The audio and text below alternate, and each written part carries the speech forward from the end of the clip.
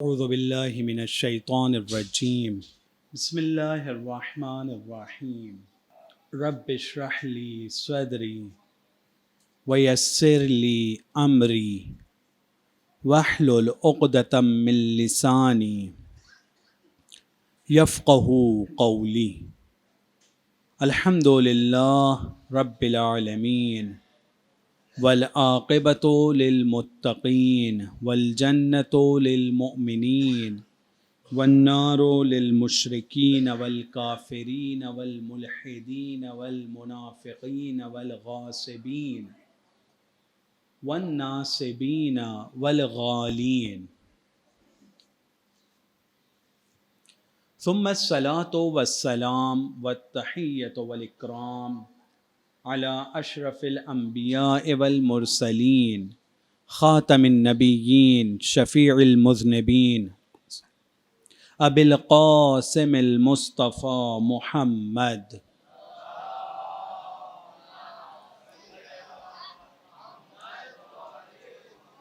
وعلى آل بیتہ الطیبین الطاہرین المعصومین المظلومین المنتجبین المنتخبین واللعنة الدائمة على أعدائهم أجمعين من يومنا هذا إلى قيام يوم الدين أما بعد فقد قال الله تبارك وتعالى في كتابه الكريم أعوذ بالله من الشيطان الرجيم بسم الله الرحمن الرحيم وقال ربكم ادعونی استجب لکم ان الذین یستکبرون عن عبادتی سیدخلون جہنم داخرین صدق اللہ العلی العظیم۔ ایک صلوات پڑھیں بر محمد و آل محمد۔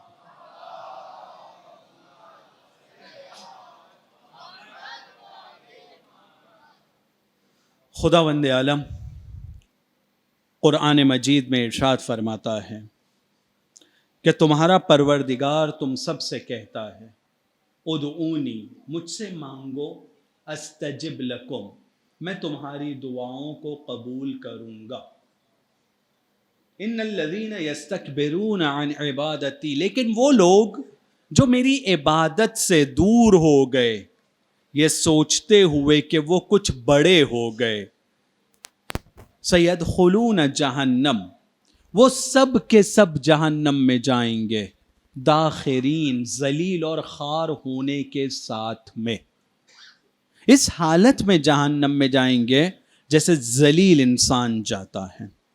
دعا مانگو میں قبول کروں گا، اور اگر دعا نہیں مانگتے ہو تو جہنم تمہارا ٹھکانہ ہے، اور وہ بھی اس عالم میں کہ تم سب کے سب جو دعا نہیں مانگو گے ذلت اختیار کرو گے، خواری اختیار کرو گے، لوگوں کی نظر میں حقیر ہو جاؤ گے، اور اس عالم میں جہنم میں جاؤ گے۔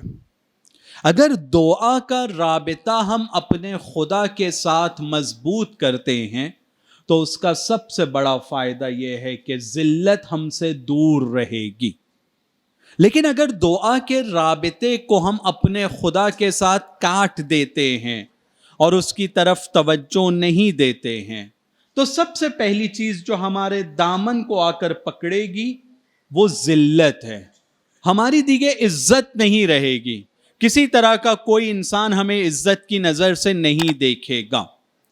ایک اہم نقطہ جو اس آیت میں ہے، سیدخلون جہنم، جو دعا کے رابطے کو توڑ دے گا اللہ کے ساتھ وہ جہنم میں چلا جائے گا۔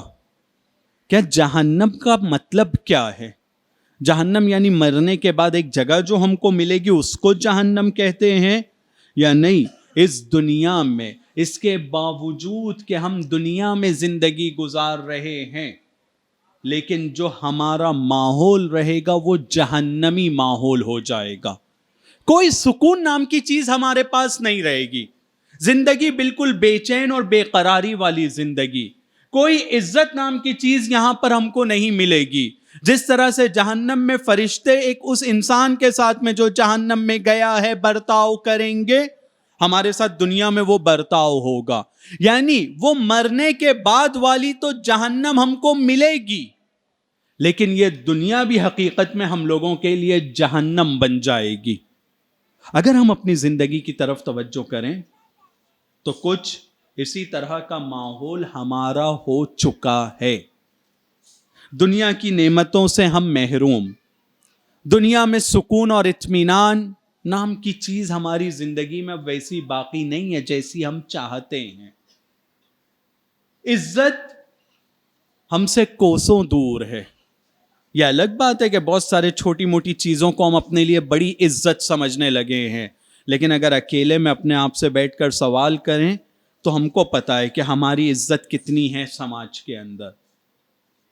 یہ تمام چیزیں ہم سے دور ہو چکی ہیں، اور یہ تمام چیزوں کے دور ہونے کی صرف ایک وجہ ہے کہ ہم نے اپنے آپ کو اپنے خدا سے دور کر دیا ہے. عزت خدا کے پاس ہے، ہم اس سے جڑیں گے تو ہم کو عزت ملے گی. قدرت خدا کے پاس ہے، اگر ہم اس کے نزدیک ہوں گے تو ہم طاقتور بنیں گے. دولت، خزانہ سب خدا کے پاس ہے، اگر ہم اس سے جوڑیں گے اپنے آپ کو تو ہم کو ملے گی. لیکن ہم یہ سوچتے ہیں کہ مجھے عزت چاہیے ہے خدا سے دور ہونے کے ساتھ میں. کون دے سکتا ہے ہم کو عزت خدا سے دور ہونے کے ساتھ میں؟ مجھے دولت چاہیے ہے لیکن خدا سے نہیں، کسی اور سے میں لینا چاہتا ہوں، تو خدا سے دور رہتے ہوئے مجھے دولت نہیں مل سکتی ہے. مجھے طاقتور بھی بننا ہے، لیکن طاقتور بننے کے لیے میں خدا کے علاوہ کہیں اور دروازہ جا کر کھٹکھٹاؤں طاقت کے لیے تو مجھے طاقت بھی نہیں ملے گی. اگر قدرت، طاقت، دولت، عزت ہم لوگوں کو چاہیے ہے تو صرف اس کا ایک دروازہ ہے. ہم سب کو یہ ماننا ہوگا لا حول ولا قوت الا باللہ العلی العظیم. اللہ کے علاوہ کوئی قدرت و طاقت ہے ہی نہیں. جب کوئی قدرت و طاقت ہے ہی نہیں تو ہم کو وہاں سے نہیں مانگنا ہے، ہم کو صرف خدا سے مانگنا ہے. وہ ہم کو قدرت دے گا کیونکہ اس کے پاس قدرت ہے، وہی طاقت ہے، وہی دولت ہے، وہی خزانہ ہے. اصل عزت وہ ہے جس کو وہ ملے گا اس کو عزت ملے گی، جس کو وہ ملے گا اس کو دولت ملے گی، جس کو وہ ملے گا اس کو قدرت ملے گی. ایک صلوات پڑھیں بر محمد و آل محمد.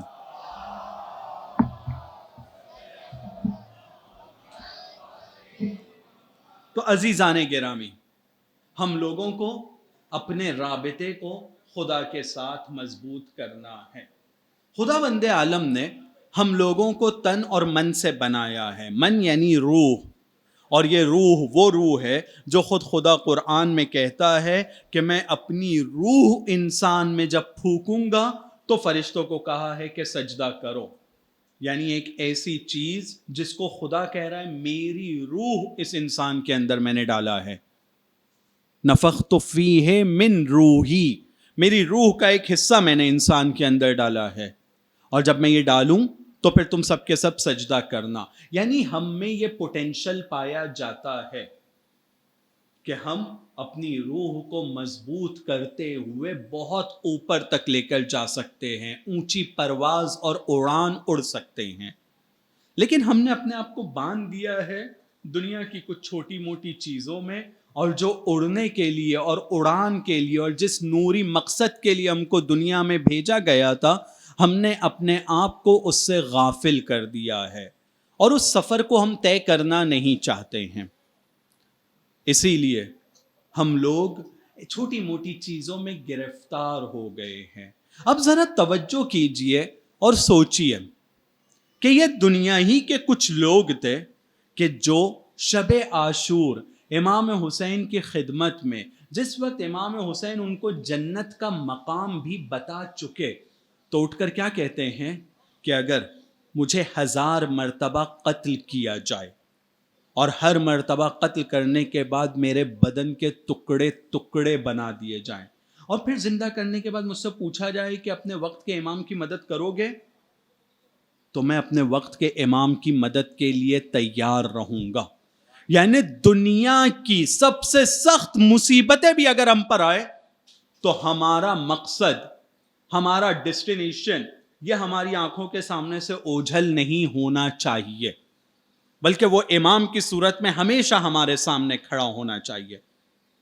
کوئی بھی مشکل آئے، کوئی بھی مصیبت آئے، مجھے میرا راستہ بدلنا نہیں ہے، مجھے نور کی طرف جانا ہے، مجھے معصوم کی طرف جانا ہے، مجھے اپنے امام کے ساتھ اپنے رابطے کو مضبوط کرنا ہے۔ میں اس دنیا میں تو آیا ہوں، لیکن مجھے جانا ہے خدا کے پاس۔ انا للہ وَإِنَّا إِلَيْهِ رَاجِعُونَ، ہم سب اللہ کی طرف سے ہیں، ہم سب اللہ کی ملکیت ہیں، ہم سب اللہ کی مخلوق ہیں۔ یہ جسم جو ہم کو دیا گیا ہے یہ اللہ کی امانت ہے۔ وَإِنَّا إِلَيْهِ رَاجِعُونَ، اور ہم سب کو اس کی طرف پلٹ کر جانا ہے۔ یعنی ہمیشہ ہمارے سامنے مقصد کلیئر ہونا چاہیے۔ جب مقصد اگر ہمارے سامنے کلیئر ہے تو کل میں نے آپ کی خدمت میں بیان کیا کہ جب روح کی اتنی باتیں ہو رہی ہے تو اس کا یہ مطلب نہیں ہے کہ دنیا کی نعمتوں سے ہمارا کوئی سروکار نہ ہوگا، نہیں، یہ دنیا کی تمام نعمتیں اللہ نے ہمارے لیے بنائی ہے، اور یہ نعمتوں کو حاصل کرنے کے جو جائز طریقے ہیں ہم کو تاکید کی گئی ہے کہ نعمتوں کے حاصل کرنے اور بازار میں اور کمانے میں کسی طرح کی سستی نہیں ہونا چاہیے۔ یہ نعمتوں کو مجھے حاصل کرنا ہے، لیکن یہ نعمتوں کو حاصل کر کے اپنے نورانی سفر کو اور تیز کرنا ہے۔ ایسا نہیں ہونا چاہیے کہ یہ نعمتوں کے حاصل کرنے کے چکر میں اتنا پڑ جاؤں کہ میں اپنے نورانی راستے کو بھول جاؤں۔ یہ نعمتیں رکاوٹ نہیں بننا چاہیے مجھے نورانی راستے کے لیے۔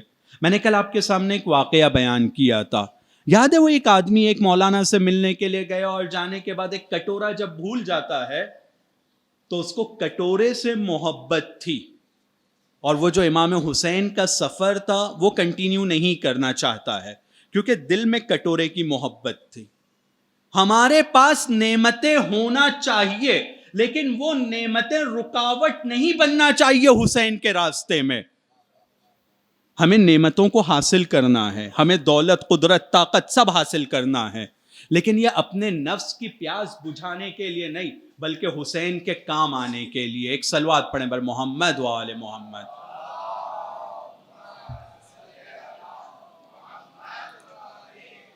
تو عزیزان گرامی، نعمتوں کا ہونا نہ صرف یہ کہ برا نہیں ہے بلکہ ہم لوگوں کو تاکید کی گئی ہے کہ جتنا زیادہ نعمتوں کو حاصل کر سکتے ہو حاصل کرو، اور ان نعمتوں کو حاصل کرنے کے ذریعے سے اپنی زندگی اور اپنی آخرت کو بہتر بناؤ۔ جتنی نعمت حاصل کرو گے اتنا اللہ کی راہ میں خرچ کرو گے، جتنا علم حاصل کرو گے، جتنی طاقت قدرت حاصل کرو گے اتنا غریبوں کے کام آؤ گے، اتنا سماج کی تقدیر بدلنے میں بڑا رول پلے کر سکو گے۔ تو ہمیں وہ حاصل کرنا ہے لیکن اس کے اندر گرفتار نہیں ہونا ہے۔ اسی لیے ہم اگر امام سجاد کی زندگی کو بھی دیکھیں اور ان کے دعاؤں کے مجموعے کو بھی دیکھیں تو اس چیز کی طرف وہ بہت زیادہ تاکید کرتے ہیں۔ کہتے ہیں ان علامت الزاہدین الراغبین فی الآخرہ۔ زاہد انسان، کل میں نے ذکر کیا، زاہد یعنی فقیر، زاہد یعنی بیچارہ مسکین نہیں ہے، زاہد یعنی ایک ایسا انسان کہ جس کے پاس دنیا کی نعمتیں اگر ہیں بھی تو وہ دنیا کی نعمتوں سے محبت نہیں کرتا ہے بلکہ وہ دنیا کی نعمتوں کو اللہ کی راہ میں خرچ کرنے کا جذبہ رکھتا ہے۔ وہ ایک جاگیردار اور زمیندار کا میں نے واقعہ سنایا، جب تک زندہ تھا تو پوری زمینیں اس کی تھی، اور جب دنیا سے گیا بھی تو زمینیں اپنے ساتھ لے کر چلا گیا۔ یہ والے کانسیپٹ کو کہتے ہیں زاہد، کہ جو چیز بھی ہے وہ خدا کی طرف سے دی گئی ہے اور خدا کے راستے میں خرچ کرنے کے لیے دی گئی ہے، چاہے وہ مال ہو، چاہے وہ عزت ہو، چاہے وہ طاقت ہو، چاہے وہ اولاد ہو، یہ سب اللہ کی طرف سے آیا ہے اللہ کے راستے پر لگانے کے لیے۔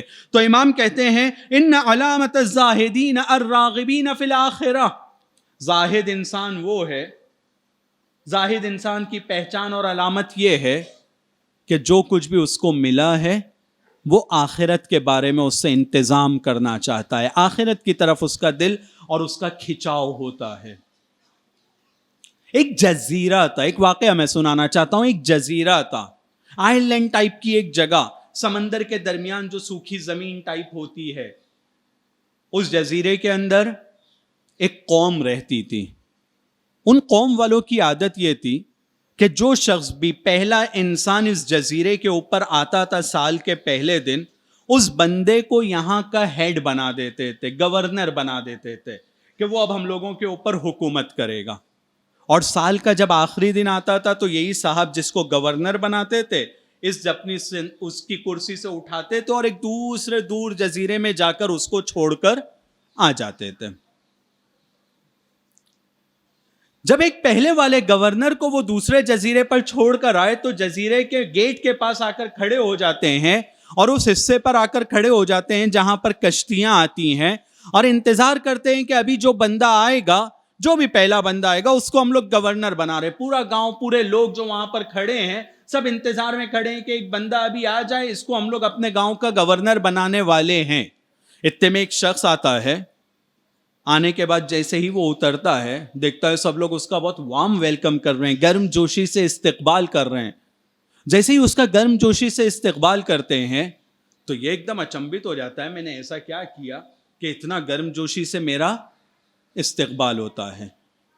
پوچھتا ہے کہ یہ کیا ہوا؟ کہا آج سے آپ ہمارے بادشاہ ہو گئے ہو, آج سے آپ ہمارے گورنر ہو گئے ہو, آج سے آپ ہم پر حکومت کرو, جو آپ آرڈر دو گے, جو حکومت کرو گے, جو آپ کی مرضی وہ آپ ہم لوگ سے کراؤ, کیونکہ آپ ہمارے گورنر ہو گئے ہو.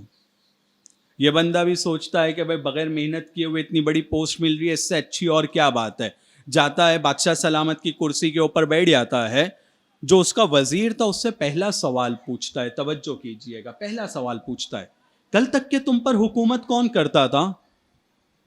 کل تک کہ تم پر حکومت کون کر رہا تھا؟ کہا ایک صاحب تھے جو پچھلے سال آپ کی طرح آئے تو ان کو ہم لوگوں نے یہاں بٹھایا تھا. کہا ابھی کہاں ہے وہ؟ ابھی کہاں ہے؟ جواب میں کہا کہ وہ ایک دوسرے جزیرے میں سال کے آخری دن ہم لوگ اس کو چھوڑ کے آ جاتے ہیں. فوراً اس کو خیال آتا ہے کہ اچھا پھر میرا کیا ہوگا؟ کہ آپ 1 سال یہاں پر حکومت کریں گے, 1 سال کے بعد ہم بھی آپ کو وہاں جزیرے میں, دوسرا جو جزیرہ ہے وہاں پر چھوڑ کر آ جائیں گے. کہا اچھا تو 1 سال کا موقع ہے میرے پاس کہ میں یہاں حکومت کروں. اچھا جہاں تم لوگ مجھے جا کر چھوڑو گے وہاں کے حالات کیسے ہیں؟ کہا کہ وہاں تو کچھ نہیں, بیابان ہے, صحرا جیسی ایک جگہ ہے, کھانے پینے کا کوئی انتظام نہیں ہے, اور ایسی حالت ہے کہ آپ کو وہاں پر کچھ بھی نہیں ملے گا. جو پہلے والے لوگ ہیں ان کو بھی کچھ نہیں ملا, اور جس کو چھوڑ کے آتے ہیں اس کو بھی کچھ نہیں ملے گا, یہ کنفرم ہے. تو بولے اچھا وہاں کے حالات ایسے ہیں. تو اس کے ذہن میں خیال آتا ہے کہ اب میں تو ہوں بادشاہ, میرا آرڈر چلنے والا ہے, جو میں چاہوں گا وہ ہوگا, کیونکہ 1 سال کے لیے یہ پوسٹ ملی ہے مجھے. تو کہتا ہے کہ اپنے یہاں پہ پوٹینشل کتنا ہے, کتنے ریسورسز کس ٹائپ کے ہیں. اگر مجھے ایک جگہ کو اچھے سے بنانا ہے اور اس کو تیار کرنا ہے تو ریسورسز کی مجھے رپورٹ کارڈ تیار کر کے دو, مثلا سیمنٹ کتنی ہے, مٹی کتنی ہے, اینٹ کتنے ہیں, اور اس ٹائپ کے. دوسری بادشاہ ہونے کے حساب سے تم لوگ کو آرڈر دیتا ہوں اور حکم دیتا ہوں کہ اس جزیرے کے اوپر ایک بہت اچھا محل تیار کرو اور جتنی فیسلٹیز کی چیزیں وہاں سب انتظام کرو. اور وہاں پہ وہ تمام چیزوں کا وہ انتظام کرواتا ہے. نتیجہ یہ ہوتا ہے کہ وہاں پر ایک اچھا پیلس, اچھی فیسلٹیز والی جگہ کو اس نے وہاں پر تیار کروا دیا. اس سے پہلے جتنے بادشاہ تھے, جب ان کے جانے کا وقت نزدیک آنے لگتا تھا تو ہمیشہ ان کے ذہن میں یہ خیال آتا تھا کہ اب ہمارا کیا ہوگا, اب ہماری زندگی کا کیا ہوگا, کیونکہ وہاں تو کوئی انتظام نہیں ہے. اور یہ جو بادشاہ تھا, یہ جو بندہ تھا, اس کے ذہن میں الٹا خیال ہے کہ کب وہ دن آنے والا ہے کہ جب میں وہاں جاؤں گا, کیونکہ وہاں کی فیسلٹیز یہاں سے زیادہ اچھی ہو گئی ہے. اب وہاں کی فیسلٹیز یہاں سے زیادہ اچھی ہو گئی ہے. ہم لوگوں کا حال بھی کچھ اسی طرح کا ہے. جب ہم اس دنیا میں آتے ہیں تو کیسا وارم ویلکم ہوتا ہے نا, کبھی ڈیڈی کی گود میں, کبھی انکل کی, کبھی خالہ کی, کبھی پھوپھی کی گود میں, سب کی گود میں ہم لوگوں کا بہت اچھا استقبال کیا جاتا ہے. ایک لمحے یا لہجے کے لیے بھی ہم لوگوں کو زمین پر اگر وہ لوگ کی محبت کا یہ تقاضا ہے کہ وہ رہنے نہیں دیتے ہیں, سو بھی رہے ہیں تو چھوٹے بھائی, بڑے بھائی اور دوسرے جتنے لوگ ہیں وہ ہم لوگوں کو گود میں لے کر گھوم رہے ہیں. کتنا گرم جوشی سے استقبال ہوتا ہے. لیکن ہم لوگوں کو بھی یہ سوچنا چاہیے کہ اگر آج میں دنیا میں آیا ہوں تو میرے سے پہلے بھی اس دنیا میں کچھ لوگ آئے تھے. آج میں آیا ہوں، کل میرا کیا ہوگا؟ اگر مجھے یہ سوچنا ہے تو میرے سے پہلے والوں کا کیا ہوا، اس کی طرف توجہ دینا ضروری ہے. اس کی طرف سوچنا ضروری ہے کہ میرے پہلے والے کہاں گئے، مجھے بھی وہاں جانا ہے. میرے پہلے والوں نے جو غلطی کیا ہے، خدا نہ کرے کیا وہ غلطی مجھے بھی تکرار کرنا ہے؟ وہی غلطی میں ریپیٹ کروں گا کہ جب مجھ کو یہ دنیا میں آنے کا موقع ملا تو یہ کرسی کی گرمی اور یہ خاندان کی محبت اور یہ ورثہ اور یہ لوگوں کی اور یہ نعمتوں کی بھرمار مجھے اپنے میں لگا دے، یا نہیں میں اس قبر کے بارے میں سوچوں کہ جہاں سانپ اور بچھو میرا انتظار کر رہے ہیں. مجھے اس قبر کی صفائی کا اور اس قبر کو نورانی بنانے کا سوچنا ہوگا. اگر میں اس قبر کے بارے میں نہیں سوچوں گا، وہ دوسرا ایک جزیرہ ہے اور جہاں پر ہم کو اس دنیا سے زیادہ رہنا ہے. اگر ہم اس کے بارے میں اور اس کی تیاری کے بارے میں نہیں سوچیں گے تو پھر کون سوچے گا؟ تو اگر دنیا میں یہ نعمت ملی اس بادشاہ کو تو اس نے اس نعمت کے ذریعے سے اپنے دوسرے جزیرے کو تیار کرایا ہے. یہ دنیا ہم لوگوں کے لیے جزیرے کی طرح ہے. یہاں کی نعمتوں سے ہم کو اپنی قبر کو آباد کرنے کی کوشش کرنا ہے. زہد یعنی یہ کہ دنیا کی نعمتیں مجھ کو دنیا میں مگن کر کے نہ رکھیں. دنیا کی نعمتوں کے ذریعے سے مجھے اپنی قبر کو آباد کرنا ہے. ایک صلوات پڑھیں بر محمد و آل محمد.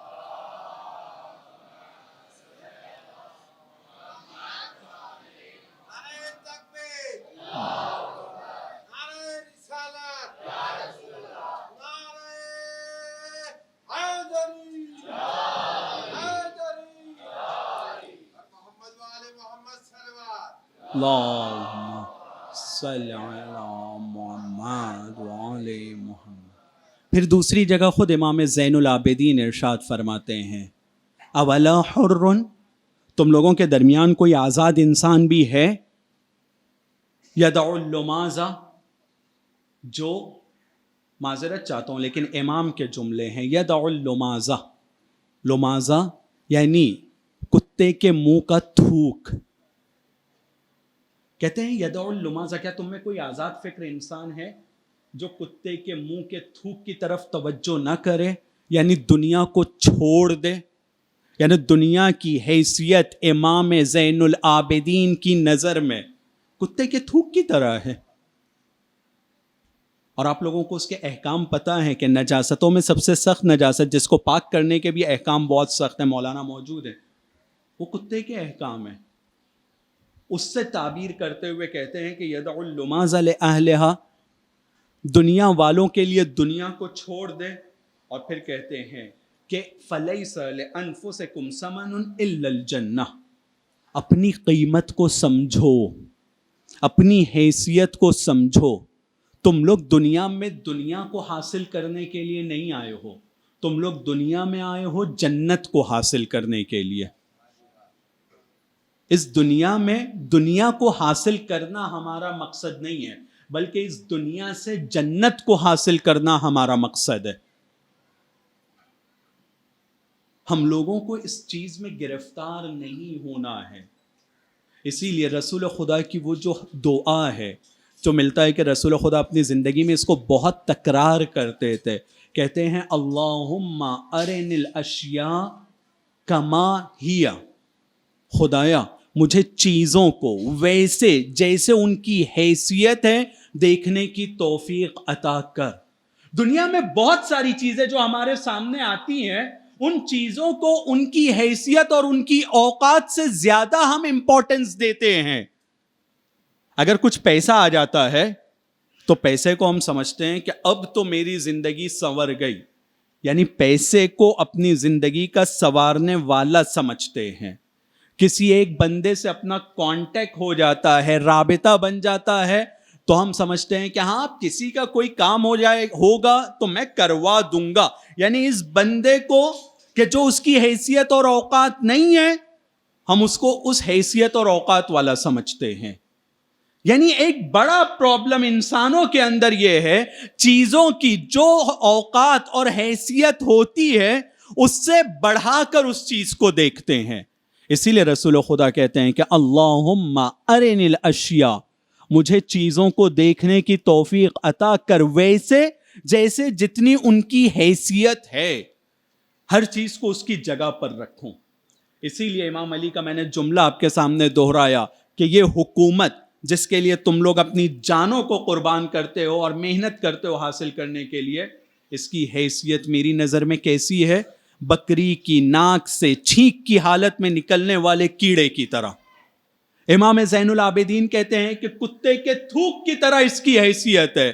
ذرا توجہ کیجئے کہ جس کی حیثیت اتنی ہو اس کے لیے ہم اپنی زندگی کا خون پسینہ کتنا ایک کر دیتے ہیں. کیا ورتھ ہے؟ کیا یہ ورتھ ہے کہ میں اپنی زندگی کو، کہ جس کی قیمت موتیوں سے زیادہ قیمتی ہے، میں اپنی زندگی کو کتے کا تھوک حاصل کرنے کے لیے لگا دوں، بکری کے ناک کے کیڑے کے لیے اپنی زندگی کو لگا دوں، اور اس کے لیے ایک دوسرے سے لڑنا جھگڑنا اور حسد اور کینہ اور بغض اپنے دل میں رکھوں، دوسروں کے بارے میں یہ سوچوں کہ اس کو کہاں سے آ رہا ہے، کیسے آ رہا ہے، کیا کر رہا ہوگا وہ، اور اپنی زندگی کی اچھی خاصی انرجی اس کے اندر لگاؤں. ورتھ ہے؟ ہم لوگوں کے پاس زندگی صرف ایک مرتبہ ملی ہے. شہید مطہری کا جملہ میں آپ کی خدمت میں پیش کر رہا ہوں. ہماری زندگی 2 مرتبہ ہم کو نہیں ملی ہے کہ ایک مرتبہ سیکھیں اور دوسری مرتبہ کی زندگی میں آنے کے بعد اس کے اوپر عمل کریں. ایک مرتبہ زندگی ملی ہے. اس ایک مرتبہ کی زندگی میں عقل مند ہیں وہ لوگ جو گزشتہ لوگوں سے سیکھ کر اپنی زندگی کو بناتے ہیں، نہ یہ کہ جس طرح سے گزشتہ لوگ کھڈے میں گرے ہیں یہ کنویں میں گرنے کے لیے آگے بڑھیں. ایک صلوات پڑھیں بر محمد و آل محمد.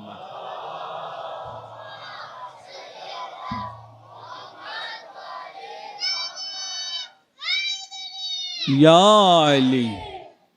اسی لیے جب ہم امام سجاد کی زندگی کی طرف توجہ کرتے ہیں تو امام سجاد کی زندگی میں کچھ عناصر، کچھ ایلیمنٹس ایسے ملتے ہیں ہم لوگوں کو کہ جو ہم لوگوں کی زندگی کو اور ہمارے سماج کو بدلنے میں ہمارے لیے مددگار ثابت ہو سکتے ہیں.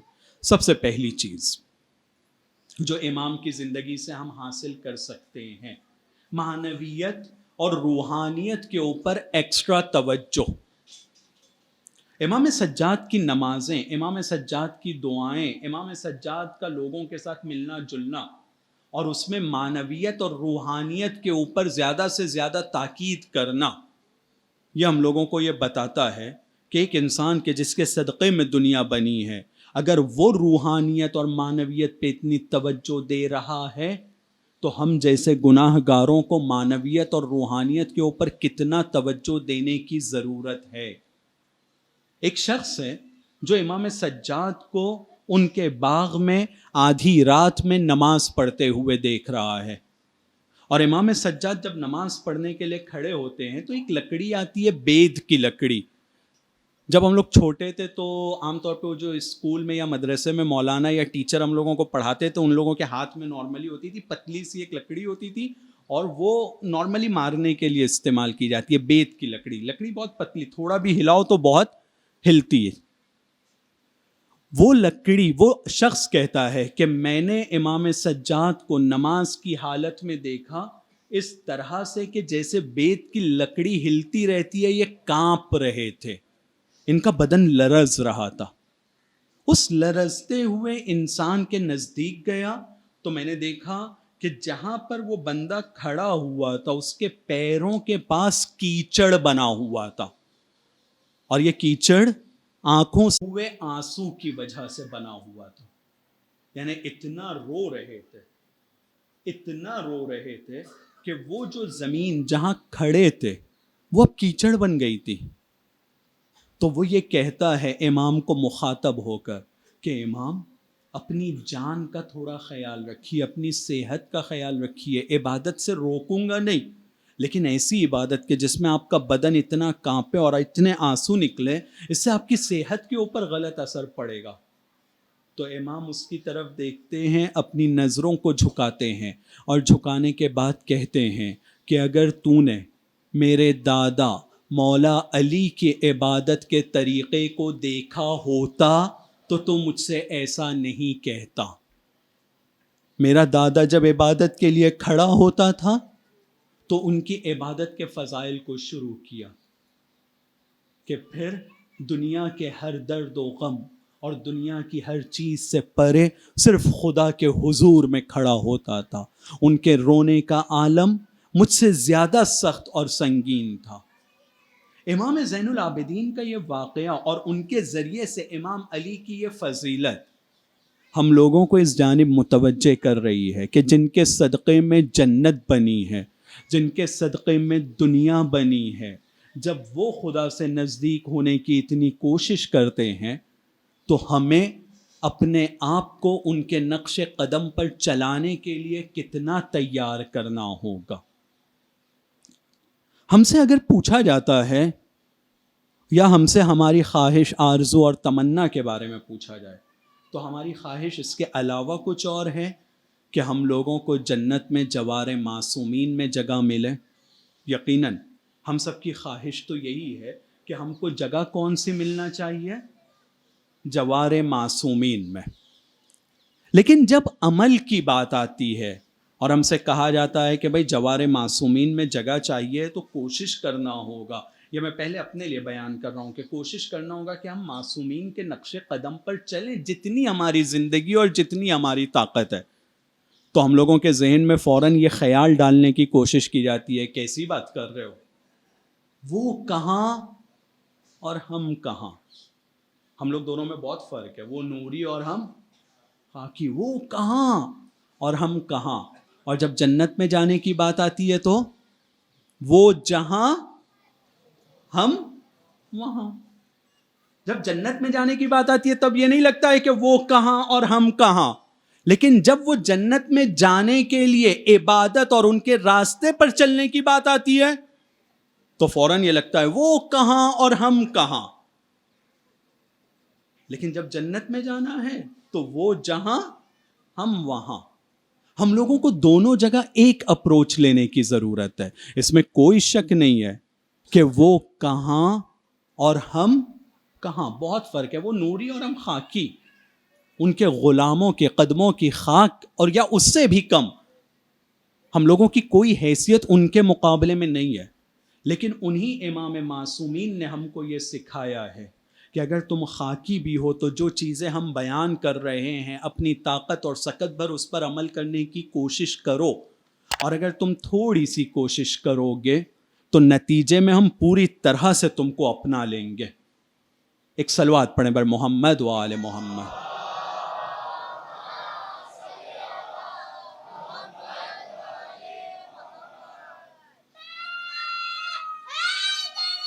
یا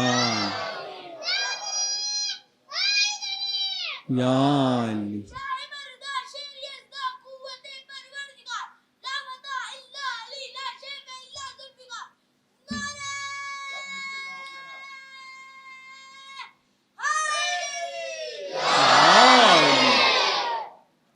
تو عزیزان گرامی، ایک واقعے کے ذریعے سے اپنی اس بات کو میں تمام کرنا چاہتا ہوں. اور یقیناً مجلسوں کا چونکہ سلسلہ چلتا ہی رہتا ہے تو اس واقعے کو لوگوں نے سنا ہوگا، لیکن اس طرح کے واقعات کو ذکر کرنے کا مقصد پہلے خود اپنے آپ کو عمل پیرا کرنے کے لیے اور بعد میں مومنین کے دل میں ان مبارک اور نورانی واقعات کے ذریعے سے نور کے مفہوم کو منتقل کرنا مقصد ہے. جس وقت امام رضا علیہ الصلاۃ والسلام کو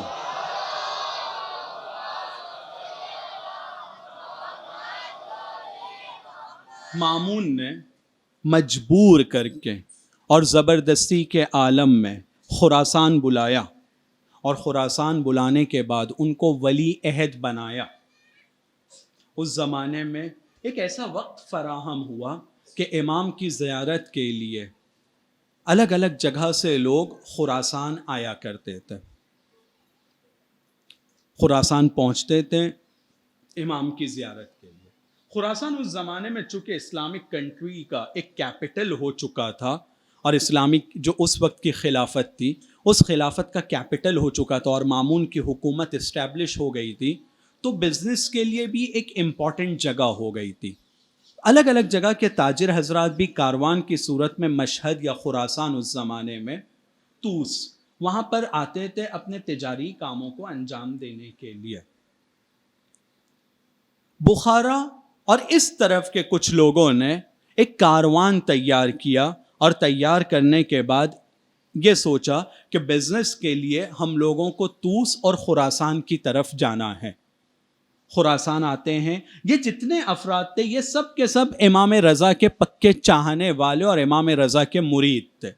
جیسے ہی یہ کاروان مشہد پہنچتا ہے، طوس پہنچتا ہے، تو ان کی پہلی خواہش اور اچھا یہ ہے کہ جب ہم اس شہر میں آئے ہیں اور یہاں پر ہمارا امام ہے تو ہم اپنے امام سے جا کر ملیں. امام سے ملاقات کے لیے امام کے دروازے پر آتے ہیں. دروازے کو کھٹکھٹایا. امام کا حاجب، نگہبان، جو امام کے گھر کی رکھوالی کر رہے ہیں اور امام کی ملاقاتوں کو مینیج کر رہے ہیں، وہ دروازے کے باہر آتے ہیں. دریافت کرتے ہیں کون ہو تم لوگ؟ کہ نحن شیعۃ علی ابن ابی طالب، ہم علی علیہ السلام کے شیعہ ہیں، ہم اپنے وقت کے امام سے ملنا چاہتے ہیں. جاؤ امام کو کہو ہم ملنا چاہتے ہیں. یہ حاجب، یہ نگہبان امام کے پاس اندر جاتا ہے.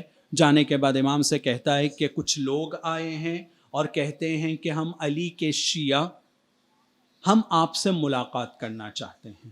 امام کہتے ہیں اچھا انہوں نے ایسا کہا ہے، ان کو جا کر کہو کہ میرے پاس ملنے کے لیے وقت نہیں ہے، فصرفہم، ان کو واپس بھیج دو.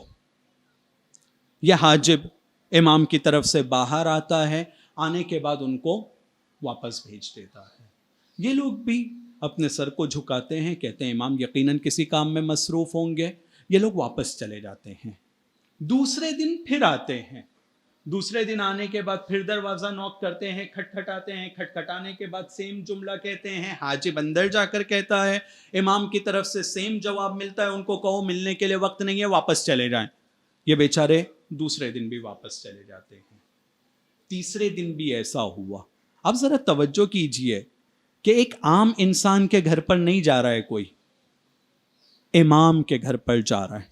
ایک ایسی ہستی کے گھر پر جا رہا ہے کہ جو بن مانگے دیتا ہے، جو کریم ہے، جس کے لقب میں سے ہمارے تمام امام مہربان اور رؤوف ہیں، لیکن ان کو امام رؤوف کے لقب سے خاص طور پہ یاد کیا جاتا ہے. ان کے گھر پر جا رہے ہیں اور وہ ان کو واپس کر دیتے ہیں. کتنے دن واپس کیا؟ 3 دن، 5 دن، 2 مہینے تک کے، 60 دن تک کے،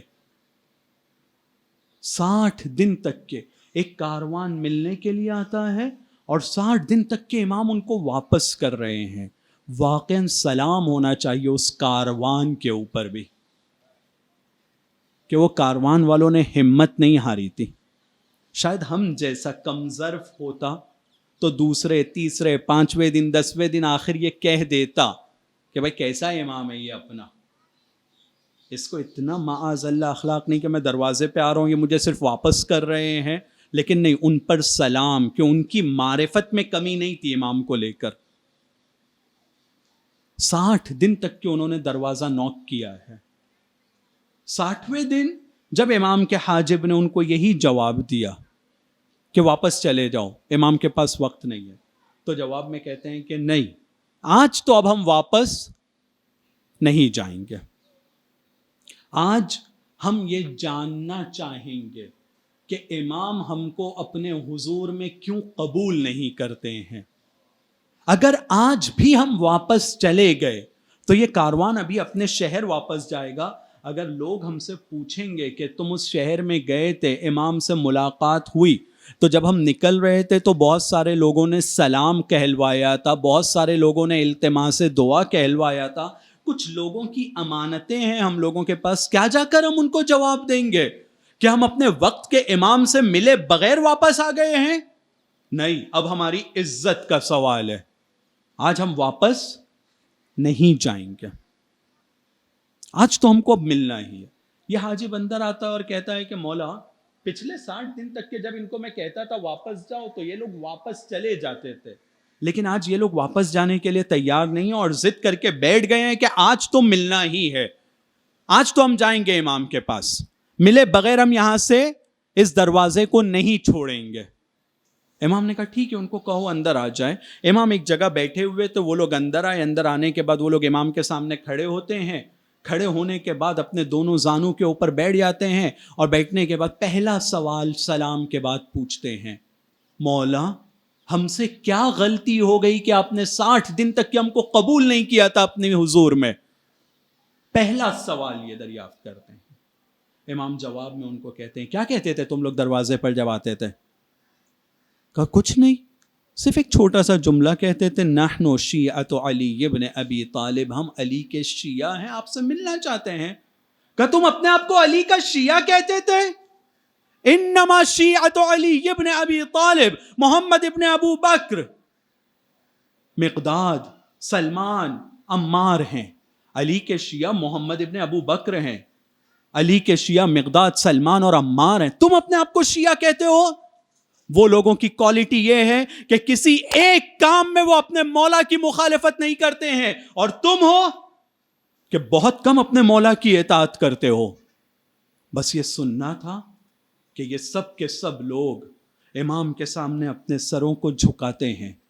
جھکانے کے بعد کہتے ہیں، مولا صحیح فرما رہے ہیں آپ، ہم سے غلطی ہو گئی ہے. اب ہم بھی کوشش کریں گے کہ محمد ابن ابو بکر، سلمان، مقداد اور عمار کے راستے پر چل کر اپنے مولا کی اطاعت کریں گے. عزیزو توجہ کیجئے گا، یہ واقعے کا روح یہاں پر ہے، یہاں پہ واقعے کا اصل حصہ ہے. جیسے ہی ان لوگوں نے یہ کہا کہ آپ صحیح فرما رہے ہیں، ہم سے غلطی ہو گئی ہے، اب ہم اپنی زندگی کو بدلیں گے، تو امام کا ری ایکشن کیا تھا؟ امام اپنی جگہ سے کھڑے ہوتے ہیں، ایک ایک کاروان والے کے نزدیک آتے ہیں اور کہتے ہیں، میرے بھائیوں تم پر میرا سلام ہو. کل جس کو صرف شیعہ بولنے کی وجہ سے اندر نہیں لے رہے تھے، ابھی جیسے ہی انہوں نے یہ اظہار کیا، یہ ارادہ کیا کہ ہم سے غلطی ہو گئی ہے، ابھی کوئی نیک کام نہیں کیا ہے ظاہری طور پر، صرف ایک ارادہ ہے، صرف ایک اظہار ہے کہ ہم اب اپنے آپ کو بدلیں گے. نہ صرف یہ کہ ان کو اپنا شیعہ، بلکہ کہہ رہے ہیں، میرے بھائیوں تم پر میرا سلام ہو. اپنے اس حاجب کو، نگہبان کو حکم دیتے ہیں. کتنے دن آئے تھے یہ لوگ؟ کہا مولا 60 دن. کہا میری طرف سے 60 مرتبہ ان کو سلام کرو. امام کی طرف سے 60 مرتبہ سلام. پھر اپنے حاجب کو حکم دیتے ہیں، اس شہر کا سب سے مہنگا تحفہ ان کے لیے خرید کے لے کر آؤ، اور اپنے ہاتھوں سے اس تحفے کو ان کے درمیان تقسیم کرتے ہیں. ہمارے امام کو، ہم کو اپنے سے نزدیک کرنے کے لیے صرف بہانہ چاہیے ہے، صرف بہانہ. ایک چھوٹا سا ارادہ، ایک چھوٹی سی ذہنی تبدیلی، اور یہ سوچ لینا کہ نہیں، وہ جہاں مکان کے لیے ہمارا تصور ہے جنت میں ان کے جوار میں جانے کا، اس کے مطابق مجھے کوشش بھی کچھ کرنا ہوگی. یقین کیجئے کہ یہ ہم کو اکیلا نہیں چھوڑیں گے. اس کو کہ جس کو کل شیعہ قبول کرنے کے لیے اور اندر لینے کے لیے وہ تیار نہیں تھے، آج فوراً اپنا بھائی بناتے ہیں. ہمارا وقت کا امام بھی ہم پر اسی طرح کی نظر رکھا ہوا ہے. مسئلہ ہم میں ہے کہ ہم غلط فہمی کا شکار ہیں. ہم اپنے آپ کو کچھ سمجھتے ہیں، اور حقیقت یہ ہے کہ ہم کچھ ہیں نہیں. ہم کو اپنے آپ کو بدلنے کی ضرورت ہے. ایک صلوات پڑھیں بر محمد و آل محمد.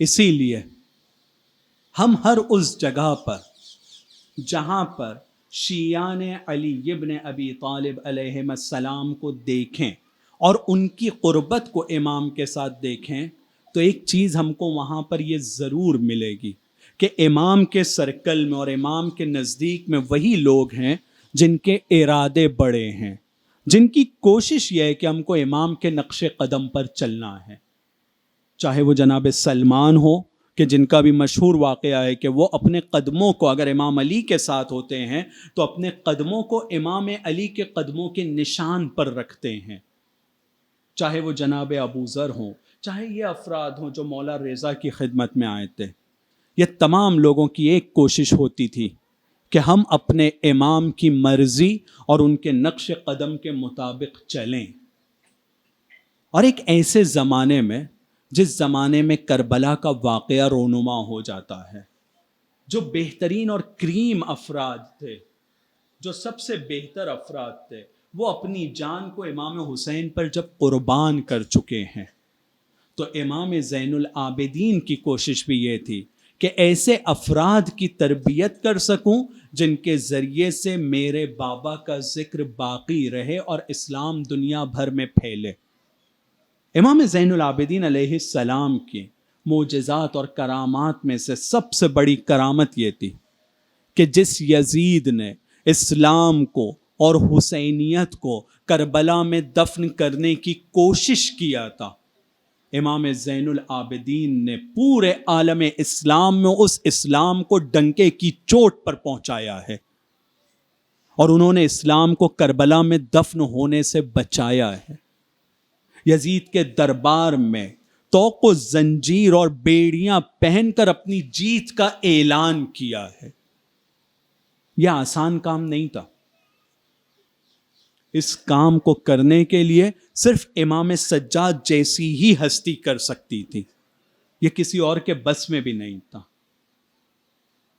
امام سجاد، ان کے زمانے کے حالات کو اگر ہم دیکھیں جو خود امام سجاد نے ذکر کیا، امام باقر نے بھی ذکر کیا اور امام صادق نے بھی ذکر کیا ہے کہ امام حسین کی شہادت کے بعد کہتے ہیں کہ 3 لوگوں سے زیادہ امام کا چاہنے والا کوئی نہ تھا۔ 3 لوگ، صرف 3 لوگ، ایک روایت میں 5 کی تعداد ملتی ہے، صرف 5 لوگ تھے جو امام کو چاہنے والے تھے، باقی کوئی امام کا چاہنے والا نہیں تھا۔ لیکن کچھ ہی سال گزرنے کے بعد میں امام سجاد کی محنت کا اثر یہ ہوتا ہے کہ امام صادق کے درس میں 4000 سے زیادہ لوگ آ کر بیٹھتے ہیں۔ یہ جو 3 سے 4000 یا اس سے زیادہ کی تعداد کو جو کنورٹ کیا ہے، یہ امام سجاد کے کمالات میں سے ایک بڑا کمال ہے۔ امام سجاد نے ایک ایسی چین بنائی تھی اور ایک ایسا ماحول بنایا تھا کہ جہاں حسین کے چاہنے والوں کو ختم کرنے کی کوشش کی جا رہی تھی، یہ اپنی دعاؤں کے ذریعے سے ان لوگوں کی تربیت میں لگ گئے تھے۔ اور امام نے ایسے لوگوں کی تربیت کی ہے جنہوں نے 5ویں امام اور 6ٹھے امام کے زمانے میں علم کو پھیلانے کا بہت بڑا ذمہ اپنے کاندھوں پر لیا تھا۔ اور امام سجاد کی یہ والی زندگی کہ جہاں کوئی ان کے ساتھ نہیں تھا اور وہاں سے انہوں نے جو اسلام کی تبلیغ کو اور اسلام کو طاقتور بنانے کا کام کیا ہے، یہاں پر ہم لوگوں کو سبق لینے والا مقام ہے۔ اس تاریخ کے حصے کو پڑھنا ہم سب کے لیے بہت ضروری ہے کہ ان حالات میں جو بہت سخت حالات تھے، ان حالات کو کیسے فرصت میں اور اپرچونٹی میں امام زین العابدین نے بدلا ہے۔ لیکن عزیزو، امام زین العابدین نے یہ جو کام کیا ہے، یہ آسانی سے نہیں ہوا۔ اس کام کے لیے اور اس اسلام کو بچانے اور پھیلانے کے لیے جو مصیبتیں امام سجاد نے اٹھائی ہیں، وہ مصیبتیں ناقابل بیان ہیں، ہم جیسے تو بیان بھی نہیں کر سکتے ہیں۔ یہ چھوٹی مصیبت نہیں ہے کہ شب عاشور جناب علی اکبر، جناب امام زین العابدین اور جناب عباس آپس میں یہ گفتگو کریں کہ کل کا دن تو نمودار ہونے دو، ایک میمنے کو سنبھالے گا، ایک میسرے کو سنبھالے گا، ایک قلب لشکر میں رہ کر ان فوج اعداء کو بتائے گا کہ کس کے مقابلے میں یہ آئے ہیں، ان میں سے کوئی زندہ نہیں بچے گا۔ لیکن صبح عاشور نمودار ہوتے ہوتے ایک ہے کہ جو تقریباً 17 مرتبہ اجازت مانگتا ہے، امام اس کو پلٹ کر کہتے ہیں تم میرے لشکر کے علمدار ہو۔ ایک ہے جو برچی کا پھل کھا کر سو چکا ہے، شہید ہو چکا ہے، اور ایک ہے کہ جو بیمار ہو کر بستر پر پڑ گیا ہے، اور جب جانے کی کوشش کرتا ہے تو امام کہتے ہیں کہ بیمار پر سے جہاد ساقط ہے۔ یہ بیماری مصلحت کی بیماری تھی، اور جس طرح سے تاریخ نے ذکر کیا ہے صرف ہمارا امام روز عاشور بیمار تھا، اس کے بعد وہ بیمار نہیں تھے، صرف روز عاشور وہ بیمار تھے، اور وہ مصلحت کی بیماری تھی۔ کیا یہ مصیبت کم ہے جس کی روایت 11 محرم کی ملتی ہے؟ جناب زینب اور امام زین العابدین میں جو گفتگو ہوتی ہے، جس وقت اسیروں کے کاروان کو تیار کیا گیا اور شمر ملعون کی طرف سے یہ حکم آتا ہے کہ اس کاروان کو کٹے ہوئے سروں کے درمیان سے، جہاں بدن پڑے ہوئے ہیں، جن کے بدن سے سروں کو جدا کیا جا چکا ہے، اس کاروان کو وہاں سے لے کر گزرو۔ تو اس جوان کو جس کے گلے میں طوق ہے، ہاتھوں اور پیروں میں ہتھکڑیاں اور بیڑیاں ہیں، اس کو بے کجاوا اونٹ کے اوپر بٹھا کر ایسی جگہ سے لے کر جا رہے ہیں جہاں بابا کا، جہاں چچا کا، جہاں بھیا کا، جہاں دوسرے اصحاب و انصار کے بے گور و کفن لاشیں پڑے ہوئے ہیں۔ جناب زینب جب اس منظر کو دیکھتی ہیں تو امام سجاد کی حالت یہ ہے کہ چہرے پر ایک رنگ آتا ہے اور ایک رنگ جاتا ہے۔ گھبرا کر پوچھتی ہیں، بیٹا یہ میں تمہاری کیا حالت دیکھ رہی ہوں؟ ارشاد فرماتے ہیں کہ اے پھوپھی اماں، میں کتنا بے بس اور بے کس ہوں کہ میرے بابا کا لاشا بے گور و کفن پڑا ہے اور میں اس کو کفن بھی نہ دے سکتا ہوں۔ ہاں زادارو، اسی طرح سے یہ کاروان چلتا رہا، اور اس کاروان کی بس ایک روایت کو بیان کر کے میں زحمت کو تمام کروں گا، چونکہ وقت گزر چکا ہے۔ ایک وقت ایسا آتا ہے کہ یہ کاروان کوفہ میں وارد ہوتا ہے۔ کوفہ کا عالم یہ ہے، ایک چھوٹا سا فرق ہے کوفہ اور شام کے بازار میں اور شہر میں۔ اس فرق کی طرف توجہ دلا کر ایک روایت اور آپ کی زحمت کو تمام کرنا چاہتا ہوں۔ کوفہ میں جب یہ کاروان وارد ہوا ہے تو کوفے کے لوگ اپنی چھتوں سے صدقہ اور کھجور پھینک رہے تھے، جو جناب زینب یہ کہتے ہوئے کہ ہم اہل بیت حرم ہیں، ہم محمد مصطفیٰ کے گھرانے کے ہیں، ہم پر صدقہ حرام ہے۔ کوفے کے لوگ صدقہ پھینک رہے تھے اور یہ لوگ لے نہیں رہے تھے، لیکن جب شام کے بازار میں گئے ہیں، شام کے شہر میں گئے ہیں، تو پھر وہاں سے کھجور کے ٹکڑے نہیں آ رہے تھے، بلکہ کوئی پتھر پھینکتا تھا، کوئی آگ کے شعلے پھینکتا تھا۔ امام سجاد کی بس ایک تصویر کی عکاسی کرنا چاہتا ہوں۔ آپ تصور کیجئے کہ ایک انسان ہے جس کے گلے میں طوق خاردار ہے۔ طوق خاردار یعنی چبھنے والا طوق، ایسا طوق کہ جس کی نوکیں نکلی ہوئی ہیں اور گلے کی طرف ڈسی ہوئی ہیں، جہاں تھوڑی بھی گردن وہ ہلاتے تھے وہ ان کے گلے میں چوبھتی تھی۔ اب ایک ایسا انسان ہے جس کے ہاتھ میں ہتھکڑی اور پیروں میں بیڑی بندھی ہوئی ہے، یہ انسان بھی وارد ہوتا ہے اس بازار میں اور اس شہر کے اندر۔ توجہ کیجئے گا کہ اس انسان کے سر پر ایک امامہ ہے، اور جب آگ کے شعلے گھروں کی چھت سے سر پر پھینکے جا رہے ہیں تو امام سجاد اپنی مصیبت خود بیان کرتے ہیں، کہتے ہیں کہ میرے سر پر ایک آگ کا شعلہ آ کر لگتا ہے، جس کے نتیجے میں میرا امامہ جلنے لگتا ہے۔ اب جب میں اپنے سر کو ہلاتا تھا کہ اس آگ کے شعلے کو اور امامے کو اپنے سر سے گرا سکوں، تو یہ طوق تھی جو میرے گلے میں چبھتی تھی۔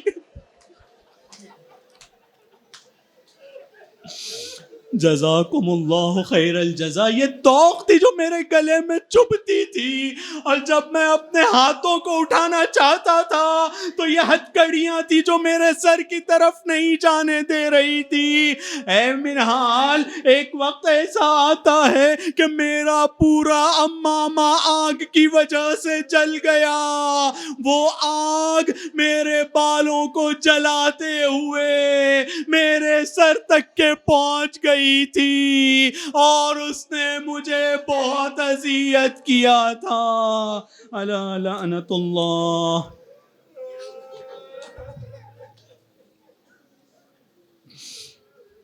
الا لعنت اللہ۔ على القوم الظالمين وسيعلم الذين ظلموا أي منقلب ينقلبون.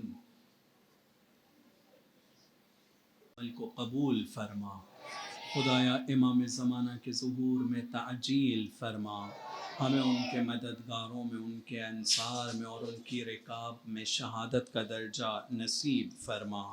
وصلی اللہ علی محمد وآلہ الطاہرین. ایک مرتبہ سورہ حمد اور 3